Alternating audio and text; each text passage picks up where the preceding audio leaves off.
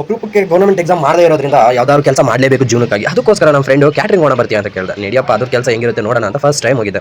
ಇದು ನಾನು ಅನ್ಕೊಳ್ತಾ ಇದ್ದೀನಿ ಹೆಂಗಿರುತ್ತೆ ವರ್ಕ್ ಅಂತ. ಯಾಕಂದ್ರೆ ಮೊದಲನೇ ಸಲ ಹೋಗಿದ್ದೀನಲ್ಲ, ಅದು ಬಡ್ಸೋದೇ ಬೇರೆ, ಅದನ್ನ ಸಪ್ಲೈ ಅಂತಾರಲ್ಲ. ಕ್ಯಾಟ್ರಿಂಗ್ ಹೋದ್ರೆ ಕಟಿಂಗ್ಸ್ ಎಲ್ಲ ಇರುತ್ತಂತೆ. ಸೊ ತುಂಬ ಜನ ಓದೋ ಹುಡುಗರು ಯಾರು ಕಾಂಪಿಟೇಟಿವ್ ಎಕ್ಸಾಮ್ ಪ್ರಿಪೇರ್ ಆಗ್ತಾ ಇದ್ದಾರೆ, ಡಿಗ್ರಿ ಓದೋರು ಇರ್ಬೋದು, ಈ ಥರದನ್ನೆಲ್ಲ ಪ್ರಿಫರ್ ಮಾಡ್ತಾರೆ. ಯಾಕಂದ್ರೆ ಯಾವುದೇ ಕಮಿಟ್ಮೆಂಟ್ ಇಲ್ಲ, ಒಂದಿನ 2 ದಿನಕ್ಕೆ ಹೋಗಿ ಕೆಲಸ ಮುಗಿಸ್ಕೊಡ್ತಾನೆ. ಅಡಿಗೆ ಕೆಲಸ ತಾನೇ ಮಾಡ್ತಾ ಇರೋದು, ಸೊ ಮಾಡ್ಬೋದು ಅಂದ್ಬಿಟ್ಟು ಹೋಗಿದ್ದೆ. ಇಲ್ಲಿ ನೋಡ್ಬೋದು ತುಂಬ ಜನ ಅಡಿಗೆದು ಕಟಿಂಗ್ ಮಾಡ್ತಾ ಇದ್ದಾರೆ. ನೋಡಿ ಗಾಯ್ಸ್ ಇಷ್ಟ ಆಗಿದೆ. ಒಂಥರ ಓದಬೇಕಾದ್ರೆ ಸ್ಟೂಡೆಂಟ್ಸ್ಗೆಲ್ಲ ಹೆಲ್ಪ್ ಆಗೋದು ಈ ಕ್ಯಾಟ್ರಿಂಗ್ಗೆ. ಯಾವುದೇ ಕಮಿಟ್ಮೆಂಟ್ ಇರಲ್ಲ, ಇಷ್ಟೇ ದಿನ ಮಾಡಬೇಕು ಅಂತ. ಇಷ್ಟಪಟ್ಟಂಗೆ 1 ದಿನ 2 ದಿನ ವರ್ಕ್ ಮುಗಿಯೋವರೆಗೆ. ಆಮೇಲೆ ಇವತ್ತು ವರ್ಕ್ ಮಾಡ್ತಾಯಿದ್ದಾರೆ. ತುಂಬ ಜನ ಬಳ್ಳಾರಿಯಿಂದ ಬಂದು ವರ್ಕ್ ಮಾಡ್ತಾಯಿದ್ದಾರೆ ಅಣ್ಣಂದರು. ಇವತ್ತೇನಿಲ್ಲ ಗಾಯ್ಸ್, ಕಟ್ ಮಾಡಬೇಕಾದ್ರೆ ಕೈ ಅಂತೂ ಒಪ್ಪೆ ಬಂದ್ಬಿಟ್ಟೈತೆ. ಯಾವ ಕೆಲಸನೂ ಸುಲಭ ಅಲ್ಲ, ಹಂಗೆ ಇದು ಆಗೈತೆ, ಕಷ್ಟ ಆಯಿತು. ಕರ್ನಾಟಕ ಸರ್ಕಾರ ಬೇಗ ಗೌರ್ಮೆಂಟ್ ಎಕ್ಸಾಮ್ದು ಕಾಲ್ಫಾರ್ಮ್ ಮಾಡಿ, ಇಲ್ಲಾಂದರೆ ಹುಡುಗರ ಕತೆ ಹೆಂಗಾಗಬೇಕು. ಕಟ್ ಮಾಡಿ ಯಾವುದಾದ್ರೂ ವರ್ಕ್ ಮಾಡಲೇಬೇಕು. ಬೆಂಗಳೂರು ಸೆಷನ್ ಆಗಬೇಕು ಐ ತಿಂಗ. ಎಷ್ಟೋ ಜನ ಹುಡುಗರೆಲ್ಲ ಇಲ್ಲಿ ಬಂದಿರೋರೆಲ್ಲ ಕಾಂಪಿಟೇಟಿವ್ ಪ್ರಿಪೇರ್ ಆಗೋದು. ಇದು ನೈಟ್ ಊಟ. ಎಲ್ಲರೂ ಊಟ ಆದಮೇಲೆ 11 ಗಂಟೆ ಮೇಲೆ ನಮ್ಗೆ ಊಟ ಮಾಡಬೇಕು ಅನ್ನೋ ಇದೇ ಹೋಗ್ಬಿಟ್ಟಿರುತ್ತೆ. ಆಮೇಲೆ ಅಡುಗೆ ರೂಮ್ಗೆ ಏನು ಆಗ್ತಾ ಇರ್ಬೋದು ಅಂತ ನೋಡಿ ಇಲ್ಲಿ ಕಾಯ್ತಿರ್ತಾರೆ.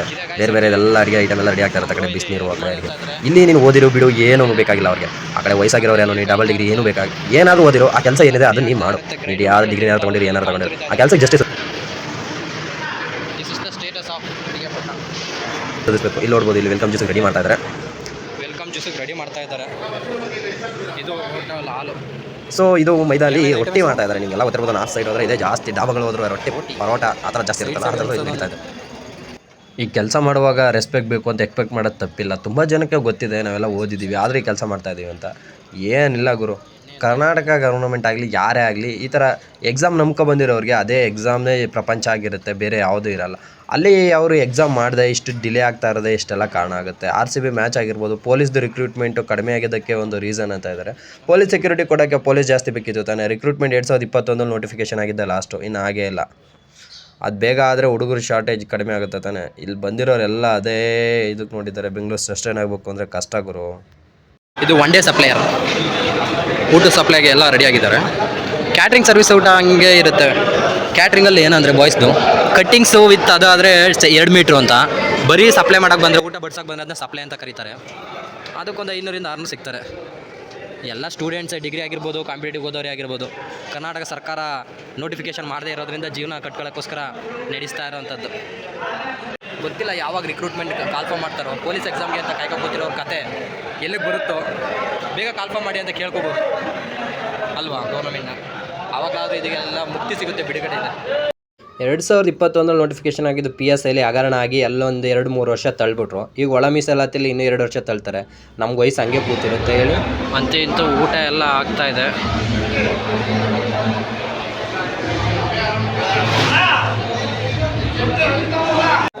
ಎಲ್ಲ ಐಟಮ್ಗಳು ಬಂದು ನಾವು ಊಟ ಮಾಡೋವರೆಗೆ 11:10 11 ಗಂಟೆ ಮೇಲಾಗಿರುತ್ತೆ.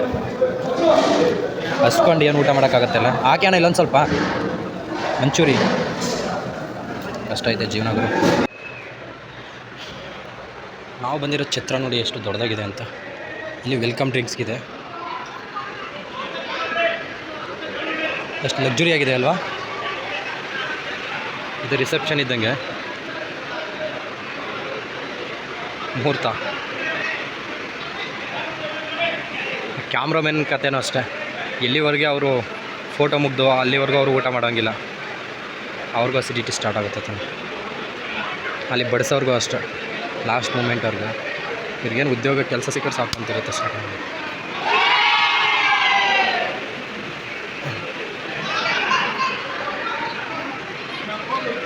ಬನ್ನಿ ಹೋಗೋಣ. ನಮಗೇನು ಬೇಜಾರು ಗೊತ್ತಾ, ನಮಗೆ ಸಿಕ್ಕಿರೋ ಅವಕಾಶ ಸಿಗಬೇಕು. ನೋಟಿಫಿಕೇಷನ್ ಮಾಡಿ ನಮ್ಗೆ ಬಂದಿರೋ ಅವಕಾಶದಲ್ಲಿ ನಾವು ಎಕ್ಸಾಮ್ ಬರೀಬೇಕು.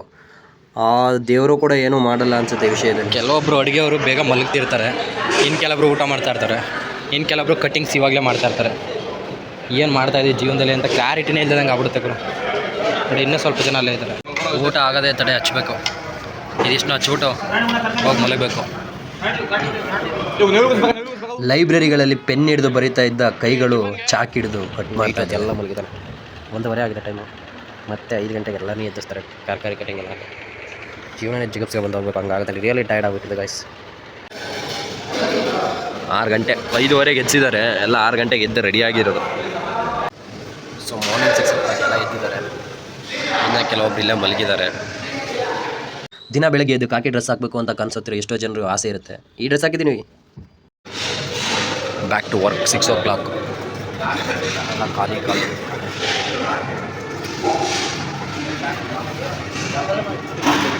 ಎಲ್ಲರಿಗೂ ಒಂದೊಂದು ಚಾಕು, ಆಯುಧ ಮುಖ್ಯ ಅಂತಲ್ಲ, ಇದೇ ಚಾಕು ಮುಖ್ಯ.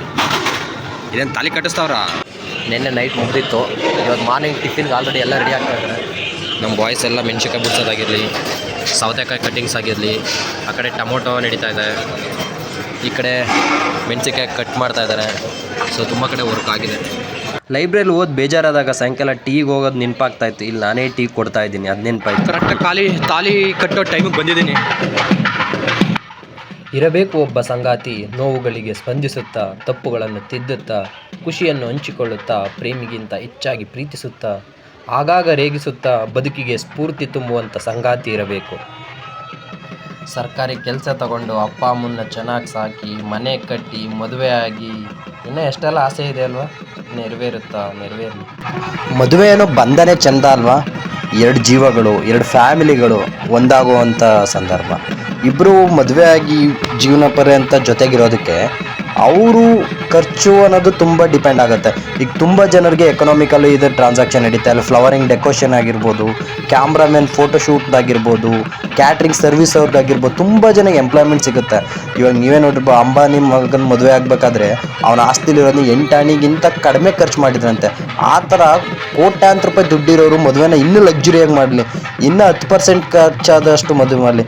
ಬಟ್ ಬಡವರು ಇರೋದೇ ಕಡಿಮೆ ಇರುತ್ತೆ. ಅವರು ಹೊಲ ಮನೆ ಮಾರಿ ಲಕ್ಸುರಿಯಾಗಿ ಮದುವೆ ಮಾಡಬೇಕು ಅಂದರೆ ಇರೋದನ್ನ ಕಳ್ಕೊಬೇಕಾಗತ್ತೆ. ಸೊ ಲಕ್ಸುರಿಯಾಗಿ ಮಾಡೋದು ತಪ್ಪು ಅನ್ನಲ್ಲ. ಯಾರು ಶ್ರೀಮಂತರು ಇರ್ತಾರೆ ಅವ್ರು ಮಾಡೋದು ತಪ್ಪಲ್ಲ. ಬಡವರು ಇದ್ದು ಇನ್ನೂ ಖರ್ಚು ಮಾಡ್ತಾರಲ್ಲ, ಅದು ತಪ್ಪು. ನಿಮಗೆ ಗೊತ್ತಿರ್ಬೋದು, ಒಂದು ಮದುವೆ ಮಾಡಿ ಸಾಲ ಮಾಡ್ಕೊಂಡು ಅದನ್ನು ತೀರ್ಸೋ ಆ ಸಾಲದಲ್ಲೇ ಜೀವನ ಪರ್ಯಂತ ಕಳೆದು ಬಿಡ್ತಾರೆ. ಇದಕ್ಕೋಸ್ಕರ ಕುವೆಂಪು ಅವರು ಮಂತ್ರಮಂಗಲ ಕಾನ್ಸೆಪ್ಟ್ ತಂದಿದ್ರು. ನಿಜ ಚೆನ್ನಾಗಿತ್ತು ನೋಡಿ. ಇಲ್ಲಿ ಕರ್ನಾಟಕದ ಹೆಮ್ಮೆಯ ಕಲೆ ಯಕ್ಷಗಾನ ಕಲಾವಿದರು ಕೂಡ ಇದ್ದರು. ಅವರು ಮಾತಾಡಿಸ್ತು, ತುಂಬ ಖುಷಿ ಆಯಿತು. ಅವ್ರ ರೆಕಗ್ನಿಷನ್ ಮಾಡಿ. ಈಗ ತುಂಬ ಜನಕ್ಕೆ ಯಕ್ಷಗಾನದ ಬಗ್ಗೆ ಗೊತ್ತೇ ಇಲ್ಲ, ಅದು ಎಲ್ಲಿರೋದು ಕಲೆ ಅಂತ. ನಮ್ಮ ಕರ್ನಾಟಕದ ಸುಪ್ರಸಿದ್ಧ ಕಲೆ, ಅದು ಒಂದು ಇಷ್ಟ ಆಯ್ತು. ಈಗ ಕಾಂತಾರ ಮತ್ತು ರಂಗಿತರಂಗಲ್ಲಿ ಇದನ್ನು ಇಂಪ್ಲಿಮೆಂಟ್ ಮಾಡೋದಕ್ಕೆ ತುಂಬ ಜನಕ್ಕೆ ನಮ್ಮ ಕರ್ನಾಟಕದ ಕಲೆ ಅನ್ನೋದ್ರ ಬಗ್ಗೆ ಐಡಿಯಾ ಬಂದಿದೆ. ಅದು ತುಂಬ. ಇವಾಗ ಶಿವಣ್ಣ ಅವರು ಹೊಸ ಮೂವಿ ಕೂಡ ಇದೆ, ಅದರ ಹೆಸರು ಕಮೆಂಟ್ ಮಾಡಿ. ಅದರಲ್ಲೂ ಕೂಡ ಇದ್ರ ಬಗ್ಗೆ ಚೆನ್ನಾಗಿ ತೋರಿಸಿದ್ದಾರೆ, ಕಲೆ ಬಗ್ಗೆ. ಕೇಳೆ ಚೆಲುವೆ ಓ ಮ್ಯೂಸಿಕ್ ಹಾಕ್ಬೇಕು, ಆಗ ನಿಮಗೆ ಕರೆಕ್ಟ್ ಆಗೋದಾಯ್ತು. ಆಮೇಲೆ ವಾದ್ಯದವರು, ಒಂದು ಮದುವೆ ಅಂದಾಗ ವಾದ್ಯ ಶಹನಾಯಿ ಇದು ಕೂಡ ಹೆಚ್ಚು ಇದು ಮಾಡುತ್ತೆ.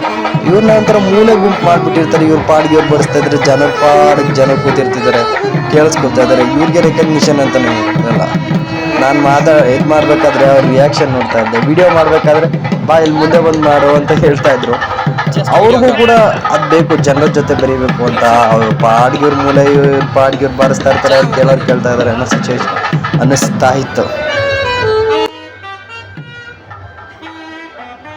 ನೆಕ್ಸ್ಟ್ ಈ ವಿಡಿಯೋ ನೋಡ್ತಾ ಇರೋರು ಬ್ಯಾಡ್ ಕಮೆಂಟ್ಸ್ ಹಾಕ್ಬೋದು. ನೀನು ಯಾರು ಗೌರ್ಮೆಂಟ್ ಎಕ್ಸಾಮ್ಗೆ ಓದೋ ಅಂಥದ್ದು, ಅಪ್ಪ ಅಮ್ಮನ ನೋಡ್ಕೋಬೇಕು ತಾನೆ, ಪ್ರೈವೇಟ್ಲಿ ಕೆಲಸ ಇಲ್ವಾ ಅಂತೆಲ್ಲ. ನಿಜ ಗುರು, ಈ ಫೀಲ್ಡ್ಗೆ ಅಂತ ಬಂದು ಇಳಿದ ಮೇಲೆ ನಮ್ಮದು ಇದೇ ಜೀವನ ಆಗಿರುತ್ತೆ. ಇಲ್ಲಿ ಓದ್ಕೊಂಡು ಕೂತ್ಕೊಂಡಿರುತ್ತೆ. ಬೇರೆ ಕಡೆ ಹೋದರೆ ಎಕ್ಸ್ಪೀರಿಯನ್ಸ್ ಕೇಳ್ತಾರೆ, ಅಲ್ಲಿ ಎಕ್ಸ್ಪೀರಿಯನ್ಸ್ ಇರಲ್ಲ. ಇಲ್ಲಿ ನೆಕ್ಸ್ಟ್ ಆಗುತ್ತೆ ಅಂತ ಕಾಯ್ಕೊ ಕೂತಿದ್ದೀವಿ. ಸರ್ಕಾರದವ್ರು ಪ್ರತಿ ವರ್ಷ ನೋಟಿಫಿಕೇಷನ್ ಏನಿದೆ ಅದು ಮಾಡ್ರಾಗತ್ತೆ. ಈಗ 2 ಲಕ್ಷ ನೋಟಿಫಿಕೇಷನ್ ಇದೆ ಅಂತ, ಅದು ಮಾಡಿದರೆ ಇಷ್ಟೆಲ್ಲ ಪರಿಸ್ಥಿತಿ ಬರ್ತಾ ಇರಲಿಲ್ಲ. ದಯವಿಟ್ಟು ಸರ್ಕಾರಕ್ಕೆ ಕೇಳ್ಕೊಳ್ಳೋದು ಒಂದೇ, ಬೇಗ ನೋಟಿಫಿಕೇಷನ್ ಮಾಡಿ. 10ವರೆಗೆ ಊಟ ಎಲ್ಲ ಐಟಮ್ಗಳು.